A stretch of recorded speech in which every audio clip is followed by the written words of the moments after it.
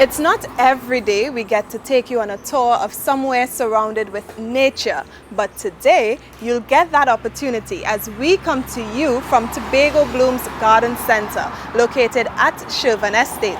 It is our location for the next half hour, and while we're at it, we'll give you a sneak peek of this beautiful garden where natural aesthetic meets tranquility.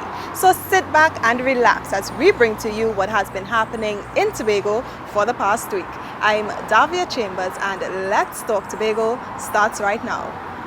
The national budget for 2022 has been read in Parliament. We take a look at Tobago's allocation and what this means for the island in the year ahead. A recent grant distribution will ensure a number of Tobagonians can conduct much needed repairs on their homes to keep them safe during the hurricane season. Youth in Tobago have their say on how the island can build a more sustainable and resilient tourism sector, and we profile an entrepreneur who is thriving during the COVID-19 pandemic. We have all these stories and more for you when Let's Talk Tobago returns. Stay with us. Hi, I'm Ricarda, the face of Tobago Blooms Garden Centre, our family-run enterprise. This garden centre is located at Shirvan Estate. The natural aesthetic beauty, coupled with its tranquil atmosphere, provide a soothing and calm spirit. This garden boasts of relaxation and reflection. So please come visit us and enjoy our ambience.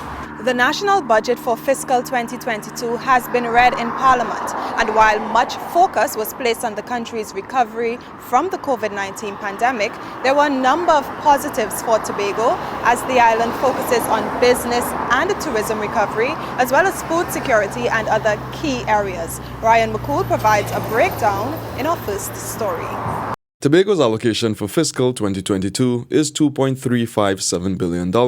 Or 4.5% of the national budget. This represents an increase from the 4.03% allocated in 2021. It means Tobago is due to receive a 3.5% increase in finances, $2.075 billion for recurrent expenditure, $264 million for capital expenditure, and $18 million for the unemployment relief program. Given the circumstances of the national economy, the Chief Secretary views the allocation as reasonable. The areas that I believe will see the most impact will be the tourism sector, because a lot of the physical development, the physical projects will contribute in some way towards tourism. The development of green spaces is one of the new announcements that was made by the Minister of Finance. Some 20 million was allocated to that. And of course, support to businesses during this time. An additional 50 million was allocated to supporting the tourism and hospitality sector. With the creative sector significantly linked to tourism, the industry remains a priority for the Assembly.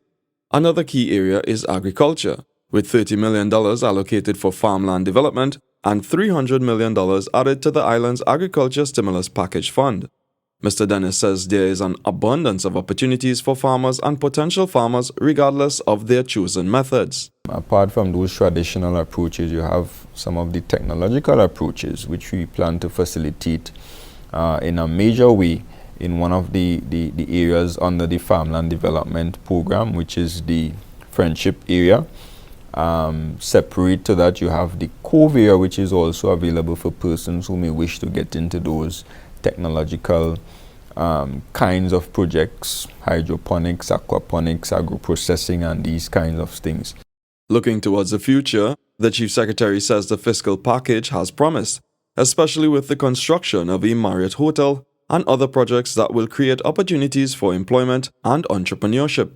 It's about building a more robust private sector, creating additional employment opportunities within the private sector, so that the Tobago House of Assembly will not have to continue to bear the burden of employment in the Tobago space as we are doing now. The Chief Secretary is urging Tobagonians to review the 2022 budget. He believes there are incentives and policies that they can capitalize on to improve their quality of life. This, he believes, will ensure greater financial security and sustainability, especially given the impact of COVID-19 on the global economy. I'm Ryan McCool for Let's Talk Tobago. More Tobago residents have an opportunity to conduct much-needed repairs to their homes during the hurricane season. They are the latest group to receive home improvement support during a recent grant distribution ceremony, and the recipients are beyond grateful for the assistance in a very challenging period. Here's more in this story. Close to $200,000 was distributed to Tobago families in need of home repairs. The funds were provided by the Division of Settlements, Urban Renewal and Public Utilities through its Home Improvement Grant Program. I use the chance to put whatsoever they give me the money for, they check for it and make sure I fulfill that purpose of it. The Knights of the Division and thankful may they continue the good works. Things are a little challenging, but I am enduring. For the longest while I've been waiting on this grant, and today I get it and I'm overwhelmed. You know, I feel a little relief. At least I know I could do something to make my position a little better. I'm going to look to get my thing changed now to start to go by the lumberyard to organize my material and get it in a position where I could be better off, you know. Because the position of my building in the front is real terrible. First and second tranches of grants valued at $25,000, $7,500 and $20,000 were distributed. It's joy because I'm able to assist my fellow men in a significant way by improving your living condition, your living standard. Despite the division, we haven't built any houses in the last 4 years, but we were able to distribute lands and complete some of the projects that will linger in there. As well, we contributed significantly to this grant program. Over the period of 4 years, we were able to expend approximately $39 million to Tobagonians. And I think that is something we all should be proud of. The recipients are being advised to make good use of the funding. The division understands and appreciates that this new environment has created uncertainty for many. But I assure you, we remain cognizant of your needs for the home repair grants and what it means to you and your respective families. Our Kongs unit, along with our settlements team, have been working assiduously and tirelessly to ensure that we deliver on these essential social programs to you all year round. I know you recipients today are happy. Despite we are in a pandemic, we are still in the business of assisting persons. This administration, we have been working hard day and night to make sure that the people who put us in office, we give them our promise. And the promise is to make sure your lives are improved. The grant distribution was held at the division's head office in Crown Point. With global temperatures rising and changes to the climate being felt more intensely, the impact of natural disasters is presenting greater threats. That's why the Tobago Emergency Management Agency, or TEMA, is proactively boosting Tobago's disaster and emergency response capacity through volunteerism, as Tobago gets set to commemorate the United Nations International Day of Disaster Risk Reduction. More in this report. Many hands make light work. That's the concept behind TEMA's CERT 1000 Strong recruitment drive. The initiative will build on the success of the agency's Community Emergency Response Team, CERT Pro. This aligns progressively with the UN's Social Developmental Goals and 2021 theme to reduce disaster risk and losses in developing countries. TEMA's director, Alan Stewart, is excited about the prospects of the recruitment drive. He says it will empower those volunteering their service. And what we are seeking to do is to train individuals between a particular age level, from around 18 to 55 years of age, to ensure that they are equipped with the necessary skill sets, the necessary tooling, understanding the environment and the degree of hazards that they have to cope with. Mr. Stewart says more capable manpower will minimize the impact of disasters and boost recovery and relief efforts. This is crucial as disasters reported across the globe often inundate healthcare and emergency systems. Among the new recruits is Dacian Saul, an emergency medical technician. He volunteered for CERT after seeing the agency in action last carnival. There are a lot of things that you will benefit in terms of emergency response, medical, in doing clearing debris or anything. You can, somebody even though somebody fall down here right now, somebody specializes at ENT or some sort of anybody within the congregation could actually render some sort of assistance. Janet Waldron Guy was enrolled in an online course when she offered her services to CERT. She says the hands-on experience is priceless. I did not know how to do communications via walkie-talkies, and that was one of the skill sets that I acquired since being on the vaccination drive.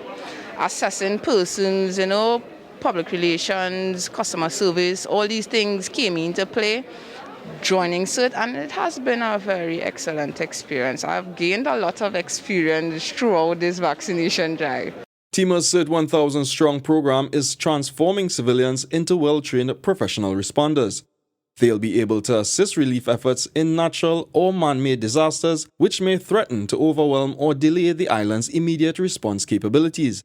To join the CERT 1000 Strong team, visit TEMA's website at www.tema365.com or access TEMA's official Facebook page. I'm Ryan McCool for Let's Talk Tobago. So we have to take a break, but when we return, we'll take a look at some of the ideas the youth of Tobago shared in order to make our tourism sector much better. Stay with us. Let's Talk Tobago. We'll be right back.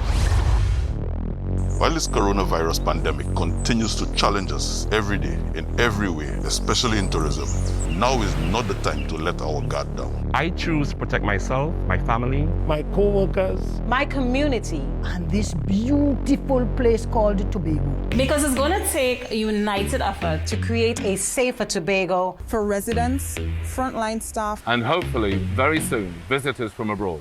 Together, we can do the right thing by putting our mask on, physical distancing, following all the recommended safety protocols to fight the spread of this virus. Tobago needs every single one of us to do the right thing. And lead by example. No matter who we are. As an entertainer, as a sister and friend, as a husband, an entrepreneur, a leader. I put my mask on, and so should you.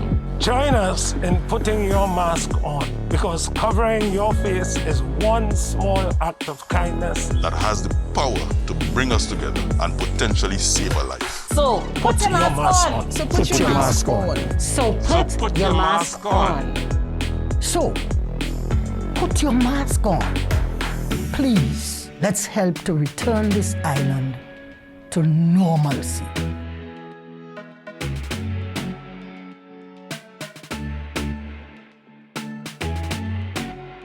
Tourism worldwide has been hard hit by the COVID-19 pandemic, but the young people in Tobago are making their contributions to the island's efforts as we forge a tourism sector that's more resilient and sustainable.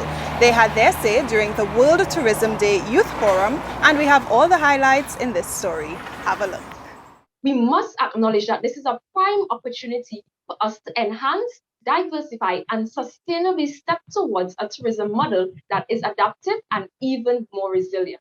It is our duty to address structural weaknesses, promote digital transformation, and develop eco-friendly models and practices, preserving not only our rich culture and heritage, but also to ensure that we protect our environment.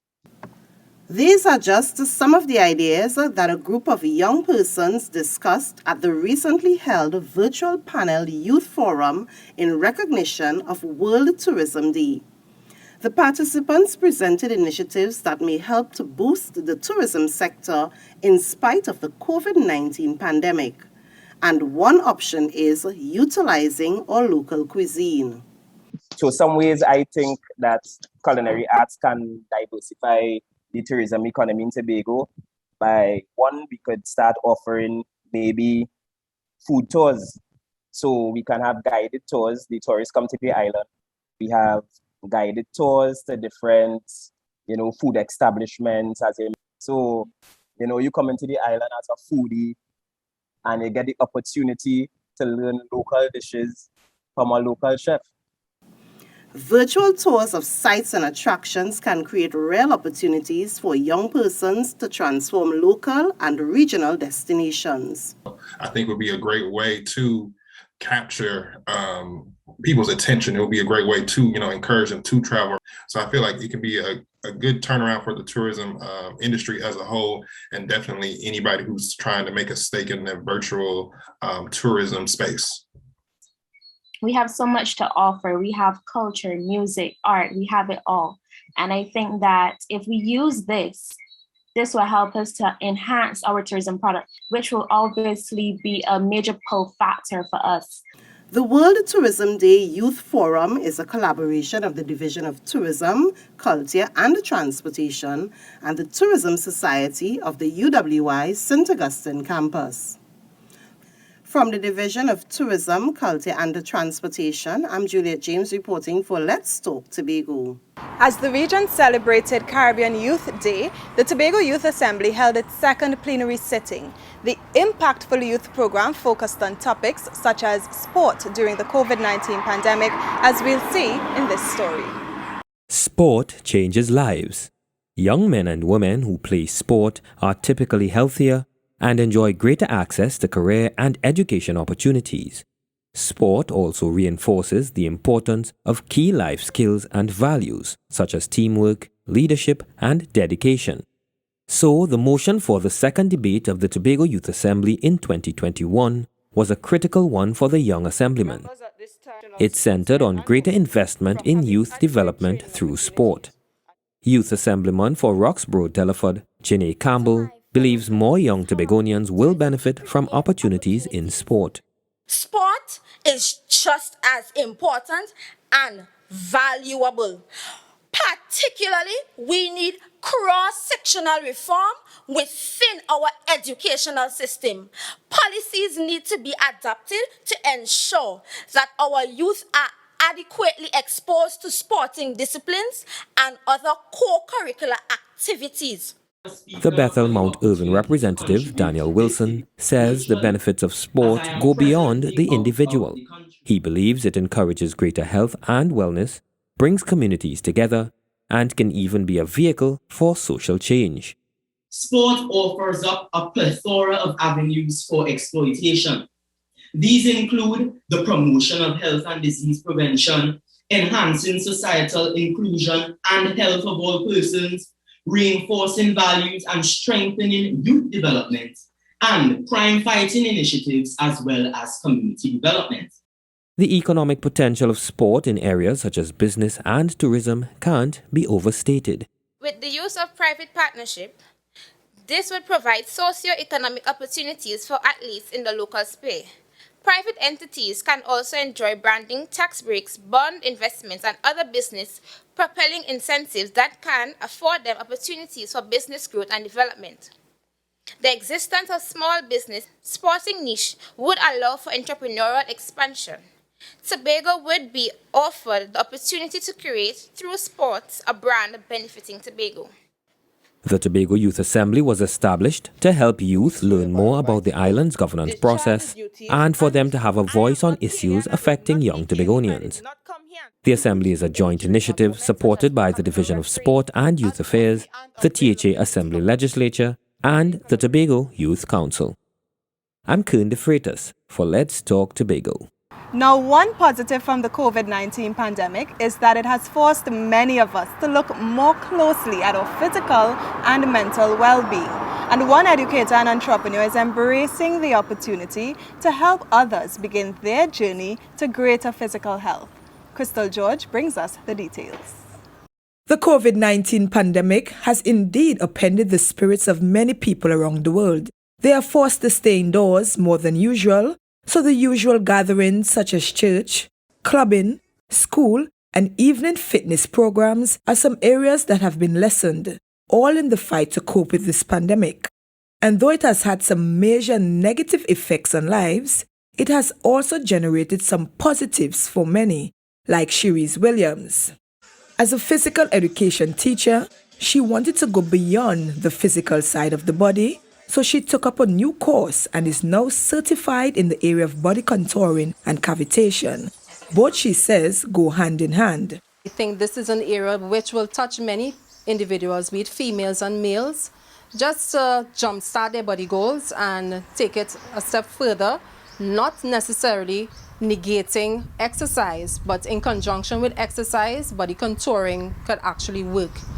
For some, physical training requires too much time and dedication, but the need to burn fat is the goal of many. So with the natural oils and butters which Cherise also makes, coupled with this particular procedure, cavitation, this is another option, and this is what it does. It's a non-invasive procedure, and it is a target or spot treatment which deals with stubborn fat areas. Example, your lower stomach, your obliques, upper back, we will call it bra fat. Lower back, your arms, we will call it bat wings. And we have the legs, the inner, the front, and the back. And targeting stretch marks and cellulite. In some instances, but most instances, those are the problem areas, especially for ladies. Gentlemen as well would have areas like the stomach, which we deal with as well. We have ultrasound cavitation, we have the vacuum therapy, we have radio frequency, we have wood therapy, and I also offer a complimentary body scrub and a complimentary body wrap. And if you're anything like me, wanting to see results right away, so the results time frame is. Results are visible with one session, but with proper aftercare or maintenance, your full bout of results will be realized. So you have to also incorporate proper diet, sugar intake, etc. Your water intake is important as well, and you have to incorporate some form of exercise. A maximum of 6 sessions are needed to see some sort of transformation to the body, and the starting cost is only $200. For more information, you can contact Cherise at 725-8030. I'm Crystal George for Let's Talk Tobago. It's time for another break, but when we return, we look at how one spoken word artist is highlighting our culture through his art. Stay with us.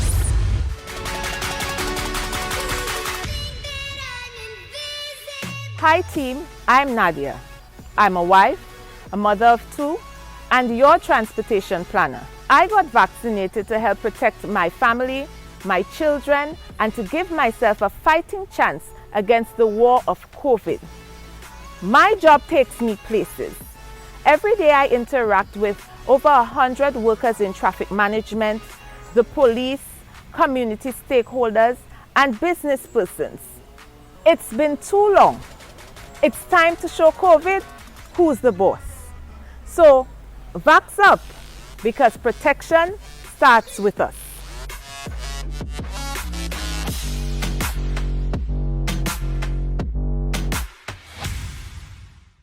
Tobago's cultural heritage, natural heritage, and historical heritage have all been immortalized in song, in the movies, in books, online, and many other mediums. Now add poetry to the mix, as one spoken word artist is using his platform to highlight the beauty and uniqueness of our island. Omadara Mills tells us more.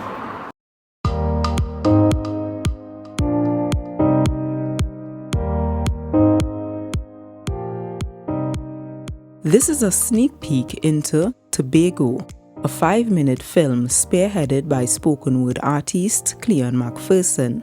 Through the mix of poetry and the audiovisual medium, Cleon encapsulates various aspects of the island, from its attraction sites to various activities visitors can experience in this extraordinary paradise.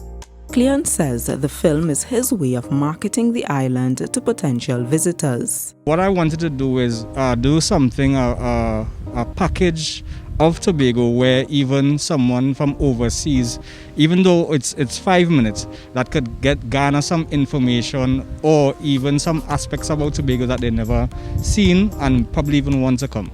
It took Cleon about 2.5 years to complete the film. Mr. McPherson says that it was made possible through many on- and off-screen collaborations. Working with different influencers and persons in the art form was able to cement something that was very diverse. You had Adana showing up, you had different persons from the athletic perspective. So it was a melting pot, I would say, of different talents coming together and showcasing Tobago for what it is. Mr. McPherson, who's also a research specialist at the Tobago Assembly Legislature, hopes that the film will be a historical reference in time to come. Even as I pass, it will be there for generations to come, although it may have aspects that, let's say, from 10 years from now, it wouldn't be there, but at least we have something, a historical basis that we can reference to. So it was something not only for tourists, but for something historically that Tobagonians can be proud of, and then we could lodge in our archives and have on show just in case we need to reference at any time. Tobago, the short film, will be released through social media on October 15th on Instagram at Cleon_poet, on Facebook at Cleon Macpherson Poet, and on YouTube via Cleon Macpherson. I'm Amadara Mills for Let's Talk Tobago. In our final story, we highlight an entrepreneur who started her business shortly before the pandemic hit. Now, despite the challenges that all entrepreneurs have faced, she kept faith in her business and is now reaping the rewards. More in this story. When the Scarborough market was reopened in late 2020, Tip Tip Fresh Squeezed Juices opened a storefront. Whether it's lime, guava, or golden apple, Tip Tip Fresh Squeezed Juices has it all. The company, established only 3 years ago, is owned by 26-year-old Louis-D'Or resident Chevelle Marcel. In Tobago, we have a lot of fruits wasting, right? So I decided, most people wouldn't eat it, right? So I decided, to create it into a product, like something they could drink also. And that's how I ended up coming up with the different juices, like lime, golden apple, passion fruit. But most of these juices are seasonal, right? So I normally freeze them, and whenever it's out of season and stuff, I'll just take them out and make it always in stock. Chevelle says the COVID-19 pandemic has not affected her drastically. She says she actually saw an increase in sales. Business has been going good so far, and I find during the COVID season, I got an increase in local juices, natural juices. So it have no preservative and stuff, and most people will say, okay, it's good for cold, and it's good for arthritis, it's good for other things also. It's her goal to have her juices offered in major groceries around the country in the next 5 years. I already have my barcode and stuff already. I want to focus on more the schools, the school feeding and like them cafeterias and stuff, so at least they will kind of limit the solo and those sugar stuff and focus on something natural and fresh. But I just had in mind, I just like to hustle, so I just call myself a hustler. So I just have the mind to just move, because that's how, since I'm growing up, we used to sell juices and pies and stuff, walking around and meeting other people, and people, even though if your juice and tastes good, they'll say, hey, you need to add a little thing to it. So, and that will motivate you to keep on going. The Tip Tip Fresh Squeezed Juices owner says soon she will be adding more flavors to her freshly squeezed juice line. For orders, you can visit the social media pages of Tip Tip Fresh Squeezed Juices on Facebook and Instagram. The opening hours at the market are Monday to Thursday, 6 a.m. to 6 p.m., Friday to Saturday, 5 a.m. to 6 p.m., and Sunday, 7 a.m. to 1 p.m. We've come to the end of yet another edition of Let's Talk Tobago, and as always, we thank you for watching. Please email us with your comments or queries about the program, and be sure to visit our website, like our Office of the Chief Secretary Facebook page, follow us on Instagram and Twitter, and subscribe to our YouTube channel. For more information on the Tobago Blooms Garden Centre and all the services they offer, such as beautifying graves for loved ones, maintenance of plants, and providing headstones, you can contact Ricardo at 784-1595 or 682-4117. From our house to yours, I'm Davia Chambers, along with the Department of Information, Office of the Chief Secretary, Tobago House of Assembly, wishing you a safe and fantastic week. We now leave you with a montage of the Tobago Blooms Garden Centre. Do enjoy.